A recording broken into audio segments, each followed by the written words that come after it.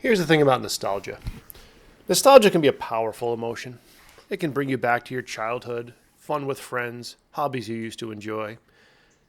It can also get you to do something really, really stupid. For obvious reasons, I'm going to call this project The Tale of Two Frogs. Now, I probably did something silly and I bought a pair of Tamiya Frogs off of eBay in one auction, both of these vintage 1980s kits. And let's be fair here, I am doing a YouTube project of it to justify that stupid decision. Now, when I was doing my research, I found a lot of other people on YouTube that take a vintage Tamiya car, they restore it, and they go out and drive it, and they make a nice video about it. There's two things missing in those videos that I was really looking for. One is, what is the cost of this project? It's going to cost you time, it's going to cost you money, it's going to cost you sanity. Is it worth it to restore a vintage Tamiya car? What is the standard you should be judging this by? And the other thing that I miss from these videos is they don't really explain why they're doing certain things. Now they'll say, oh, I'm going to use this hop up, I'm going to replace this, but they don't show you why certain things should be modified, why some things can be kept the same for these projects. So that's my goal here. Now, why did I pick a Tamiya Frog? Growing up in suburban Long Island, New York, the Frog was the kid. Tamiya was the company. I mean, yeah, you had your Tower Hobbies catalogs and you had all sorts of other stuff in there, but at the hobby shops, the ones you can go in and actually see a box on the shelf, it was Tamiya, or it was Sears, or it was Radio Shack. So everyone wanted the Tamiya. Now, everyone I knew, with few exceptions, had a Grasshopper, they had a Hornet. Everyone wanted a Frog until the RC10 came out, but we're talking early 80s. The Frog was the kit to have, and very few people actually had them. So I've wanted to meet that standard of the other 12-year-olds for quite some time. I mean, realistically, I'm 49 years old. Why the hell can't I have what a 12-year-old friend had back in the mid-80s? I can afford this stuff now.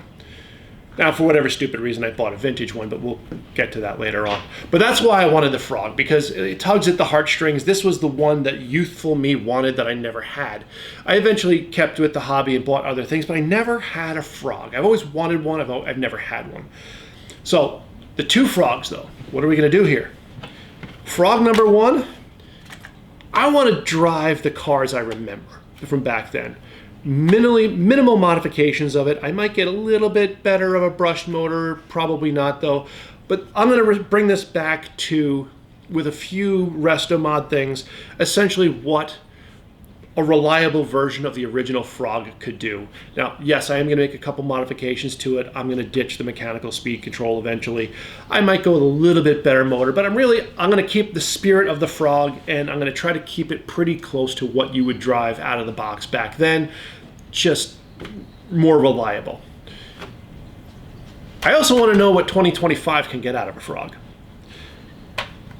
So all bets are off on what this other one is going to have. And the cool part about that is, as they diverge, I will be able to compare how far I'm really getting out of this thing. And if it actually gets to that point where I think it's worth it, I've got a T6.4 sitting over there, and we'll see how that compares to the Tamiya. It's not going to be close. We know that. But we'll lay it out. The other thing I'm going to do is I am actually going to tell you how much this is costing to do, from the purchase of the car, all the price of the parts, things like that, because okay, the vintage stuff, it's cool to have a vintage car restored again, but realistically, if I can buy one for about 200 bucks, what does it take to take an old car and bring it back up to that standard? Is it worth it to restore the vintage versions of it? What's it going to cost you to do things? And that's why I kind of bought cars that needed pretty much average levels of repair. I mean, the bodies are shot, the tires are shot, the drive shafts are probably shot. This is what you're going to find on a vintage car, so this is pretty representative of how you're going to have to restore stuff. And I'm also going to try to evaluate performance differences, because there's a lot of things people don't remember about driving these cars back then. Seriously, unless you've driven it, you don't know how lame it is to have a 1200 milliamp battery. You get like 4 minutes. You charge it for an hour and a half, you get 4 minutes. So we're going to do those things. We're going to see what an original Frog could do, what we can get out of it by modifying it. And that's where the Tale of Two Frogs is going to be. So there's a lot to come on this project. So we're just going to give a quick evaluation of where these two cars are, and the real work is going to come up in later videos. So let's check these cars out, 1 and 2, and see where we're at. All right, so we're going to look at frog number 1. I call this frog number 1 because it has a number 1 on the side. It looked more complete from the body, but anyway. Any of your vintage stuff with a polycarbonate body, let's be honest with ourselves. I mean, this one's obviously trash, but expect a new body. I'm not even going to try to save the body on this car. It's done. You got some creative soldering work. Anyway, because it's a Frog, the other thing to check is the gearbox. That's not good. It's not a surprise. It's not good. That was me banging the antenna riser there. Rear suspension. Oh boy, I didn't realize they could get stuck that bad. Yeah, shocks are toast. Nothing good going on there. Front suspension, not too much that can go wrong with them. It's very basic. It's got its issues, but we all learn to live with it because we love this stuff.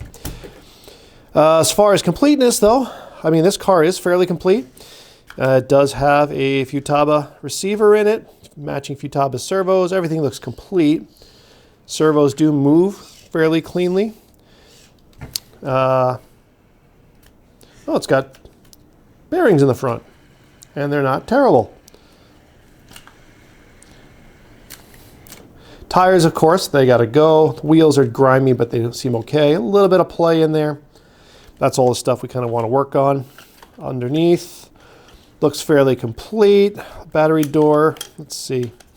It does have the battery pack for the receiver, so lots of room underneath there. A lot we can go with there. So, other than the body and possibly, what I have to do in the gearbox, complete, it's workable. I mean, things that you need to expect. If you have 80s oil shocks, expect them to need a rebuild. Motors, it looks like a bird took a dump all over the top of it. The soldering quality is discussable. We can have a discussion on that. Yeah. But not too bad on Frog number 1. Nothing I'm not expecting here. Yeah, so let's take a look at Frog number 2. On first glance, Frog number 2 may be worse. Let's see what we got here. This body is, of course, even worse shape. It's missing a chunk off the front. It's missing the wing. Yeah, that's trash. Motor looks better. It looks like it still has, these might be the original factory Tamiya wiring on it.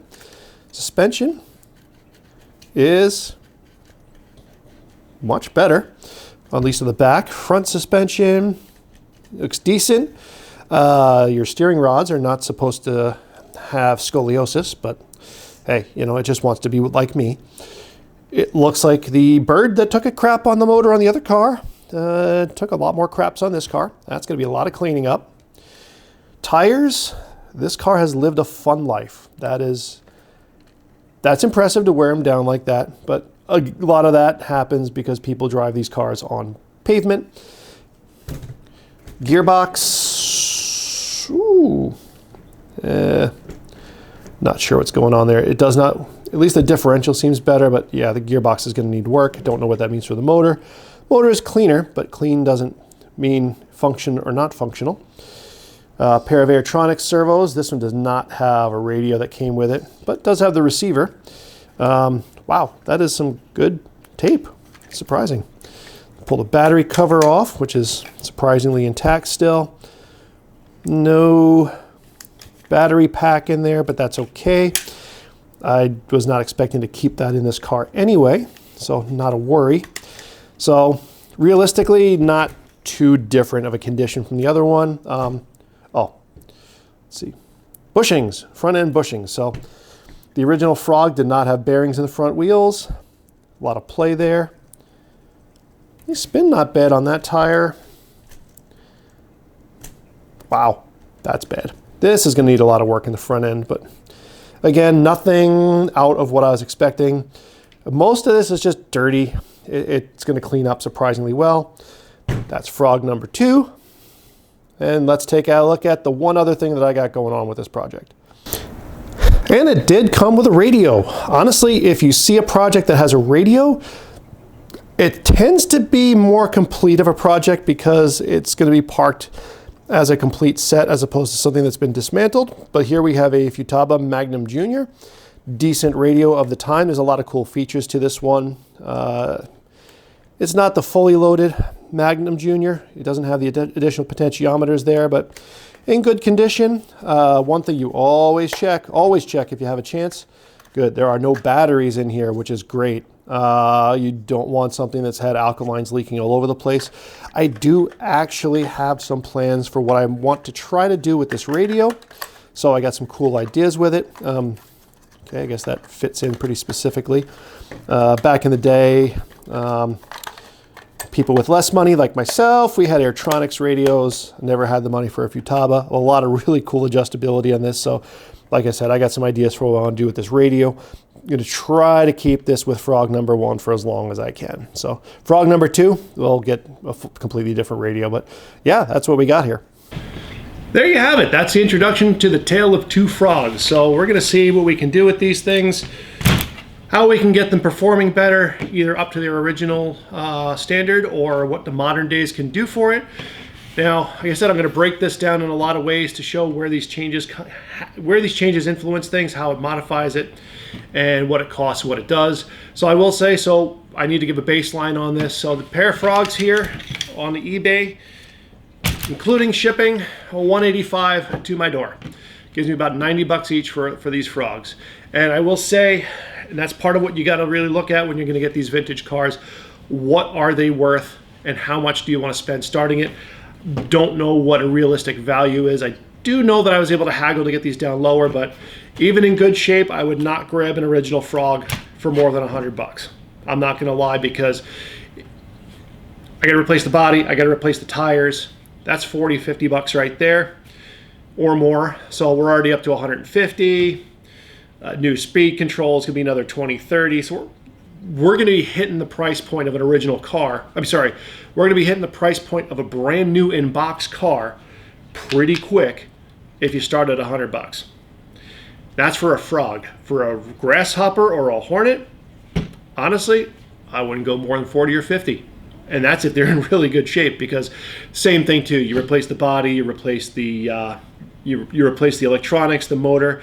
It's going to really, really quickly hit the price point of a brand new in-box car, where you have nothing broken at that point. Here, there can be another 50, 75 bucks worth of repairs, depending on what has to go on with the gearbox, if I want to swap in the new style drive shafts, things of that nature. So that's why I'm going to break this down price-wise and see how we're going. So we're going to, like I said, we're going to start this off as saying that these cars right now have cost me 90 bucks each, and we're going to add this up as we go along and as I bring parts in. Next video, we're going to tear them apart, clean them up, and see what works, what doesn't, and what we really need with them. Thank you very much. Take care.